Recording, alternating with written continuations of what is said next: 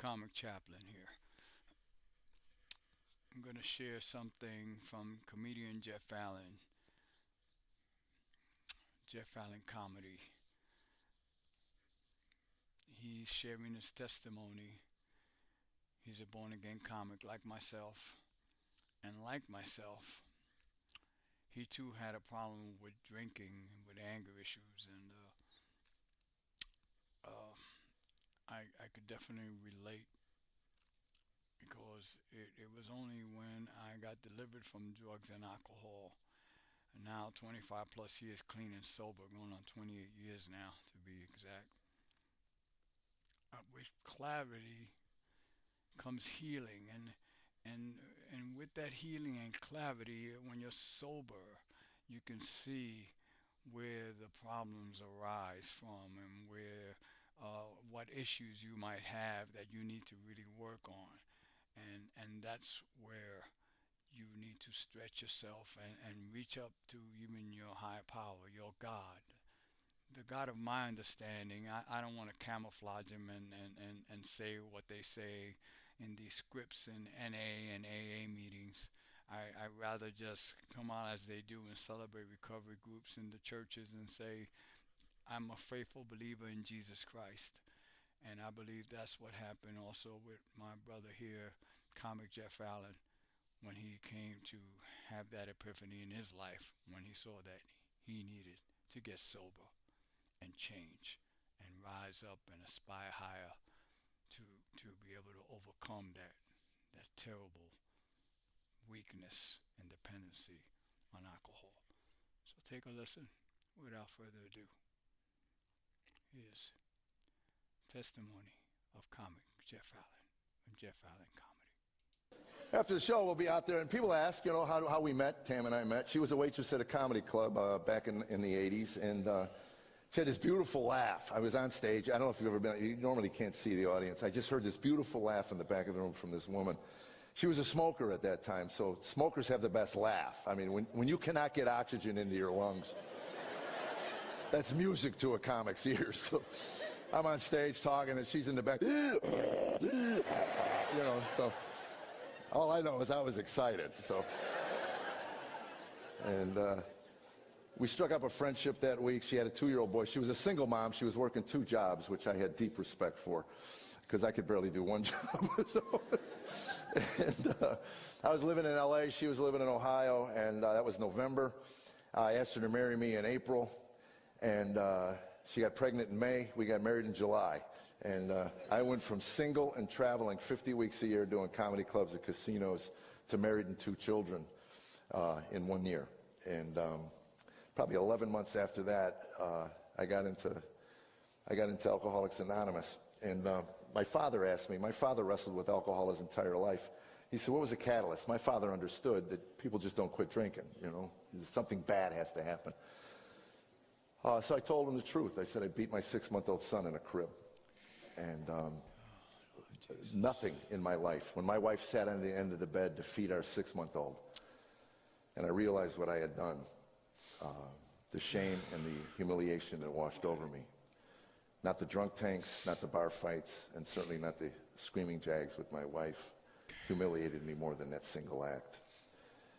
And I said to my wife, if you don't take me to Alcoholics Anonymous, I won't go, and if I don't go, I don't know if we're going to make it. Not even thinking about her. She already had one guy bail on her, left her a kid, and here's another kid, and I'm bailing after 11 months. So she takes me to an AA meeting, and they tell me to pray. I said, to what? I didn't believe in God.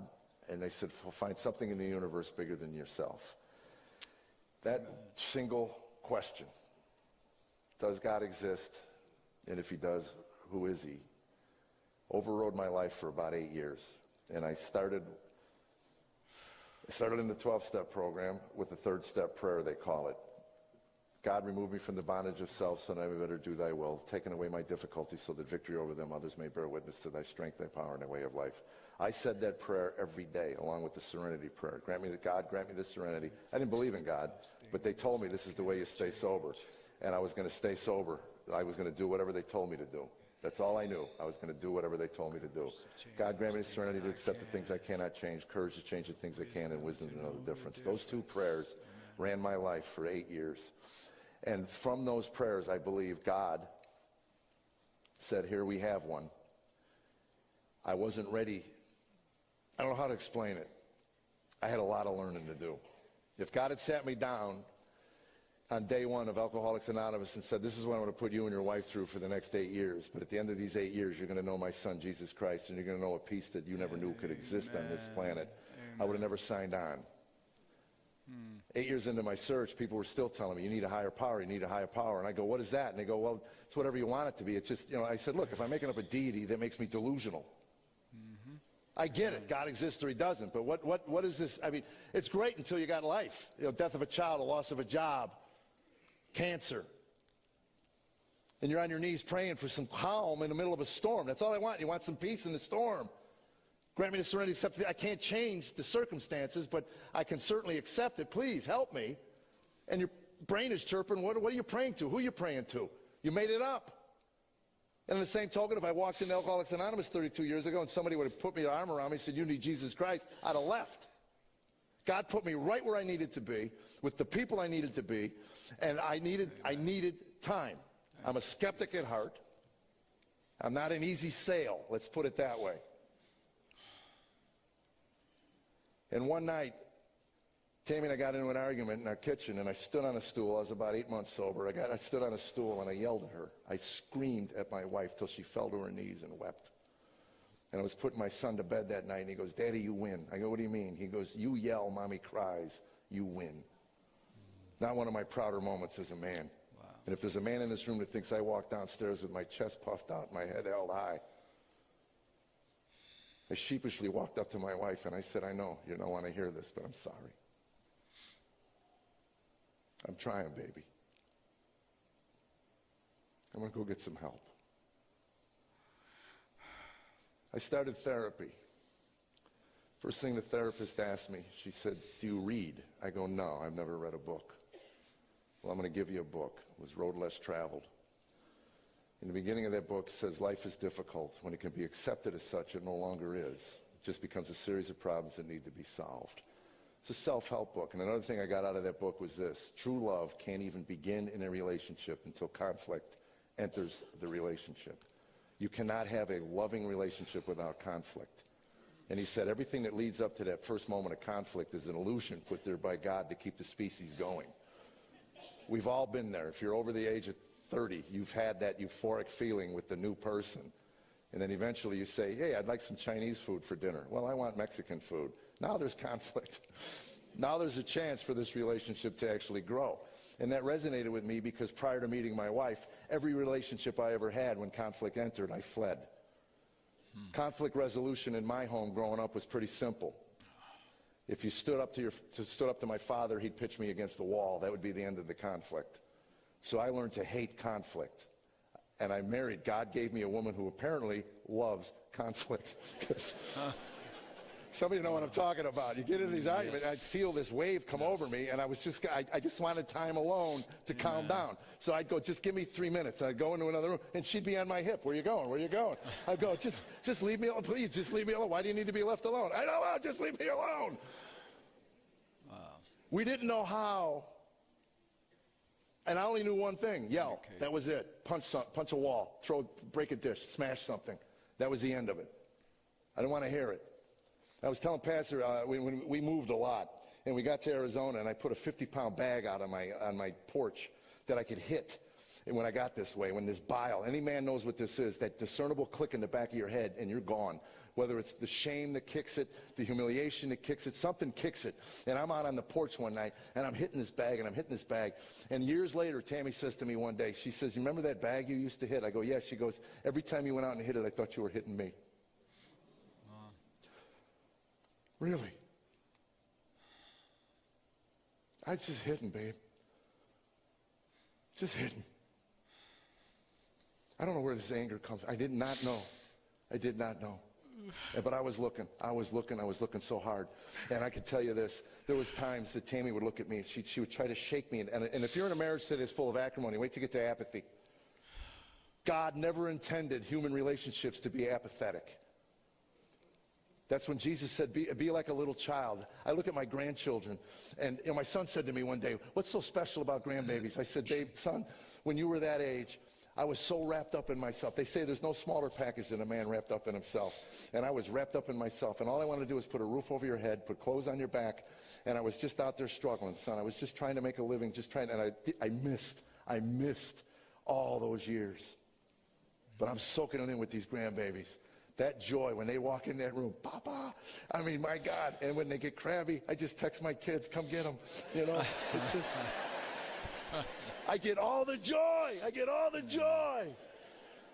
And that's the way we're meant to be. Can you imagine Adam and Eve when they came out, the first day that God breathed life into them, getting in the garden and went, oh, like, oh, you know, or,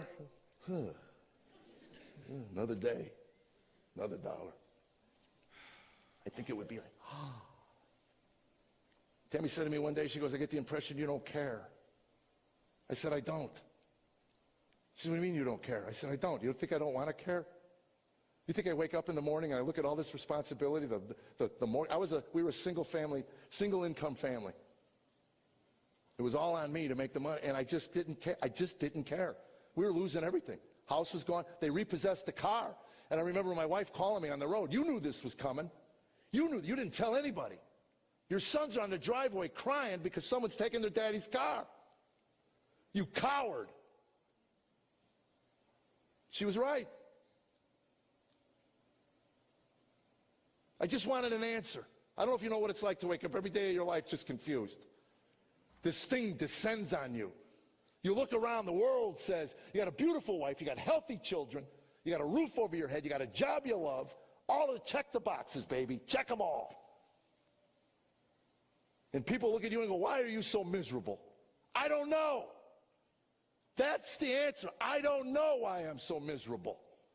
It would be so much easier if I was in jail and every day I woke up and somebody beat me with a stick, because at least I could say, that's why I'm miserable. I don't know how many times I got outside and just yelled at the heavens, why? Why? I just wanted to I just want to be normal like everybody else. I got wrapped up in this gerbil in my kids' room. Tammy says to me one day, what's with you and the gerbil? Yeah, it's funny now. You know. I said, look, it gets sticks on one side of the crate and brings them over to the other side, stacks them up. And then when they're stacked up, he gets them over there and he brings them back over here and stacks them up. And every now and then he spins a wheel in the center for entertainment. And she goes, so? I go, that's our life. She goes, what are you talking about? I go, I'm projecting 5, 10, that's it. I work, I make a few bucks, we buy a few things, it wears out, we take it to the landfill. You know, if I'm lucky, I get a sitcom deal or a movie deal, I make a lot of money. It's still stuff, we bring it home, the sticks we bring home, they wear out, we take them to the landfill. And I'm looking 5, 10, 15, if that's it, if that's my life, getting sticks and letting them wear out and taking them to the landfill, I'm checking out. And Tammy says, you checked out years ago, pal. You've been gone for years. We're losing the house.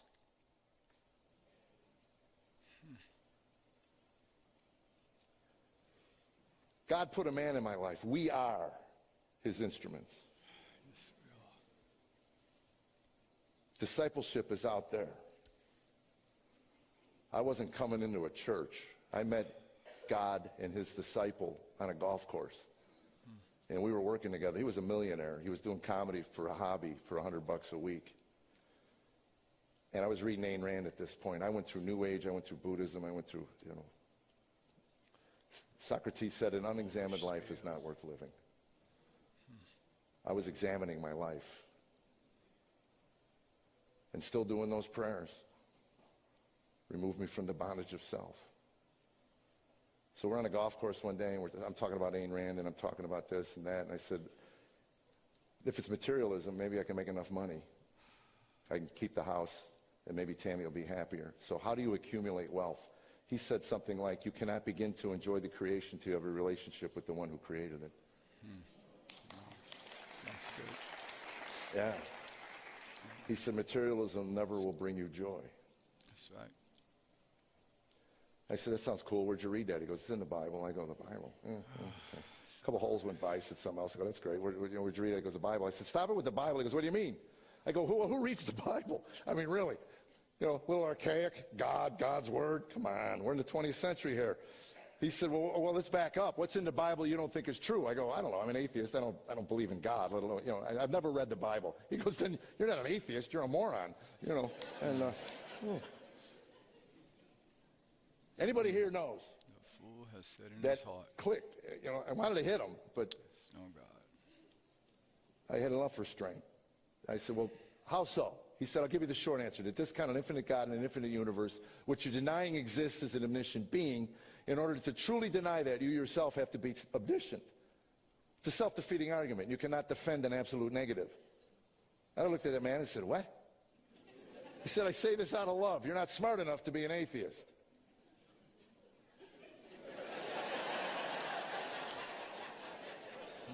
I said, you don't know either. He goes, I think I do. And he said, I'd like to help you out. This is discipleship. I'd like to help you out. I said, how so? He goes, I go to a church in Denton, Texas. They have a tape ministry. He teaches the Bible. I think you'd enjoy his teaching. He doesn't condescend, and he doesn't hide and run from the hard verses. I think you'd enjoy that. I said, will it cost me any money? He goes, nope. And I said, well, you send me what you want. He said, can I send you a Bible? I said, you can send me whatever you want, as long as I don't have to pay for it. The Bible came 3 days after we parted company. I threw it in a junk drawer. The tape started coming. In a year and a half, God put my wife and I through hell, to the point where we were 10 minutes from filing divorce papers. We had them filled out. We had them notarized. And 10 minutes from the courthouse, Tammy says, this is wrong. Let's go home. If you don't think God will bring you to the edge of your life, I drive 10 more minutes. I drop those papers off. I lose 23 years with a woman I never knew I could love the way I love this woman.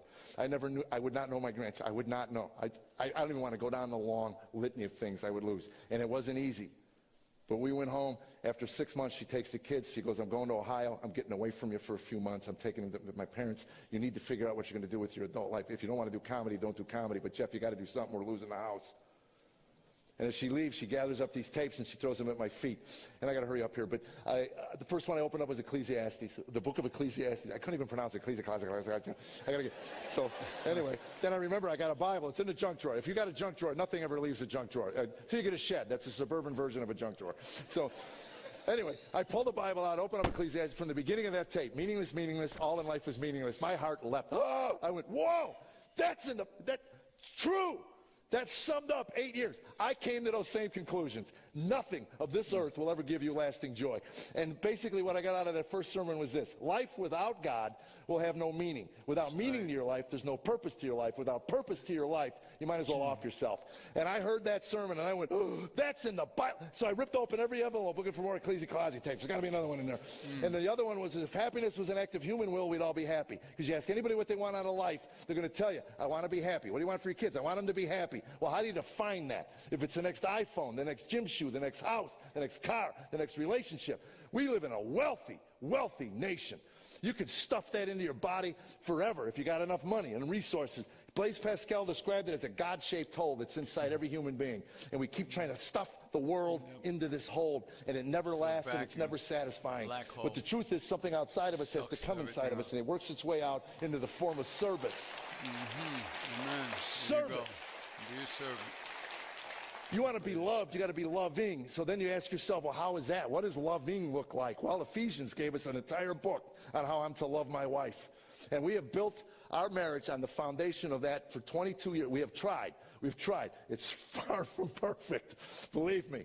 But that is our go-to. We go to the Bible. I'm telling you, I did a year and a half's worth of Bible study in about 2 months. I was in the car, staring with one leg, making notes in my Bible. I almost met Jesus before I met Jesus. And people were waving one finger at a time at me. Just, hey, hey. I gave my life to Christ 20-some years. But what that means is, to put it in perspective, that would be like me driving a Yugo, 74 Yugo, into a Lamborghini dealership and then telling the salesman, all right, I'm ready to trade you even up.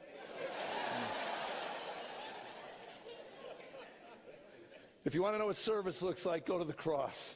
That's right. Just look at what was done on the cross. Look at Jesus' life. That is service. Amen. That is love, to sacrifice for another. And Anyway, that's it, Pastor. I know I'm running long. Anyway, God bless you folks. Thank you so much for letting me share that. Thank you. Thank you. Wow. So like I say, man, I was right there. I could definitely relate to Jeff Allen's testimony, and all I could say is thank you, Lord, for intervening in his life and for intervening in mine. God bless you. I hope you were blessed. And if so, don't forget to like and subscribe to Jeff Allen Comedy as well as mine, the Comic Chaplain, aka Chaplain NC, for new creation. Thank you, and God bless.